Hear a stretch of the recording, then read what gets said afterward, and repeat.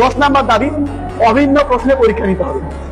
গত বছর রাজশাহী শিক্ষা বোর্ডে আইসিটি ইংলিশ পরীক্ষা প্রশ্ন এত মাত্রায় কঠিন হয়েছে যেটা কল্পনারও বাইরে, যেটা আমি আগের যে চেয়ারম্যান শাসুল স্যারকে আমি বলছিলাম। কিন্তু এবারে দেখে এক এক শিক্ষা বোর্ডে এক এক রকম প্রশ্ন হয়েছে, কোনো বোর্ডে কঠিন, কোনো বোর্ডে সহজ। এরকম করে দেখা যাচ্ছে কোনো বোর্ডে শিক্ষার্থী ভালো রেজাল্ট করতেছে, কোনো বোর্ডে খারাপ রেজাল্ট করতেছে, অথচ অ্যাডমিশনে সব রেজাল্ট এক জায়গায় করে কিন্তু সবাই পরীক্ষা দিবে। এমন না যে বোর্ড অনুযায়ী অ্যাডমিশন পরীক্ষা দিবে। যখন একটা স্টুডেন্ট বুয়েটে পরীক্ষা দিবে, ঢাবিতে পরীক্ষা দিবে, রাবিতে পরীক্ষা দিবে, সবার রেজাল্ট একসাথে থাকবে ওখানে। অতএব আমাদের অভিন্ন প্রশ্নে পরীক্ষা নিতে হবে সামনের বার থেকে। এবার তো সম্ভব না, সামনের বার থেকে নেওয়া লাগবে।